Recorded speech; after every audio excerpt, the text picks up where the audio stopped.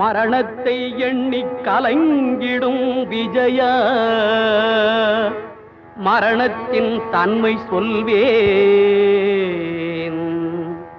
மானிடர் ஆன்மா மரணமெய்தாது மறுபடி பிறந்திருக்கும்.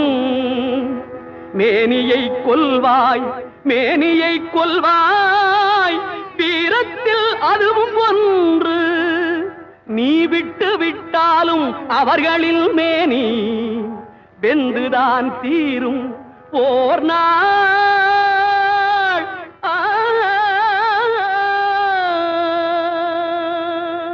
என்னை அறிந்தாய் எல்லா உயிரும் எனதென்றும் அறிந்து கொண்டாய்.